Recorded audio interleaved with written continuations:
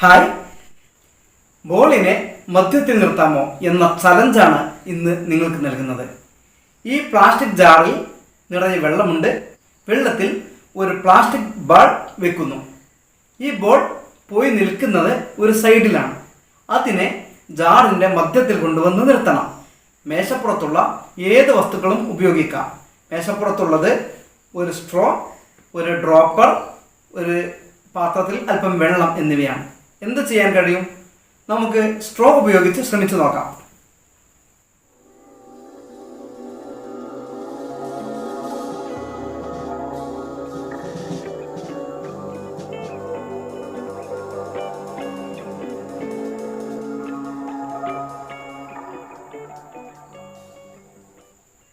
Straw ഉപയോഗിച്ച് എത്ര ശ്രമിച്ചിട്ടും അത് സൈഡിലേക്ക് പോകുന്നു.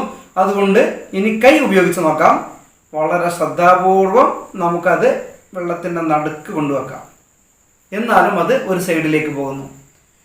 അപ്പോൾ ഇനി അടുത്ത മാർഗം അന്വേഷിക്കാം. ഞാൻ ഡ്രോപ്പർ ഉപയോഗിച്ച് ഇതിലേക്ക് കൂടുതൽ വെള്ളം നിറയ്ക്കുകയാണ്.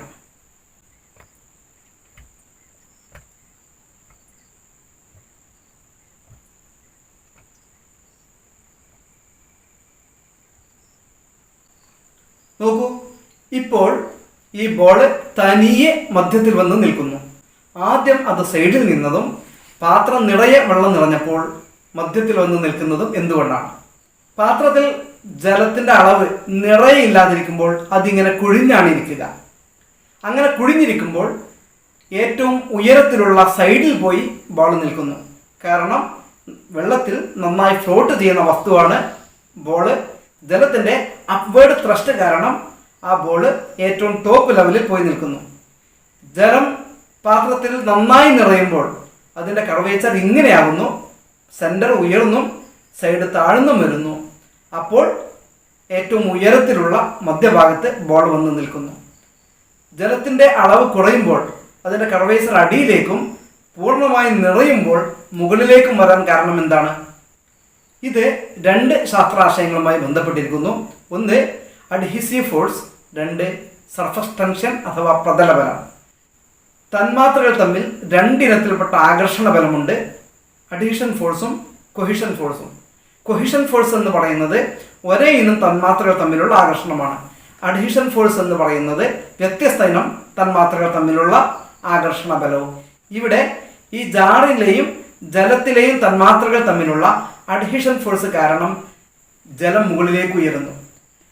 ഈ പാത്രത്തിൻ്റെ തന്മാത്രകൾ ജലതന്മാത്രകളെ വലിച്ചടുപ്പിക്കുന്നത് കൊണ്ട് അത് മുകളിലേക്ക് ഉയരുന്നു. അപ്പോൾ മധ്യഭാഗത്തുള്ള തന്മാത്രകൾ വശങ്ങളിലേക്ക് തെന്നി നീങ്ങുന്നത് കൊണ്ട് മധ്യഭാഗം കുഴിഞ്ഞിരിക്കുന്നു, വശം അല്പം ഉയർന്നിരിക്കുന്നു. ആ ഉയർന്നിരിക്കുന്ന സ്ഥാനത്താണ് ആദ്യം ബോൾ പോയി നിന്നത്. നാം കൂടുതൽ വെള്ളം നിറച്ചപ്പോൾ ഈ പാത്രം നിറഞ്ഞു കവിഞ്ഞു. ഇപ്പോൾ നിങ്ങൾക്ക് ശ്രദ്ധിച്ചു നോക്കിയാൽ അറിയാം, പാത്രത്തിൻ്റെ വക്കിനൊപ്പമല്ല വെള്ളം, വക്കിന് മുകളിലാണ്. വക്കിന് മുകളിൽ വന്നിട്ടും എന്തുകൊണ്ട് അത് പുറത്തേക്ക് ഒഴുകുന്നില്ല?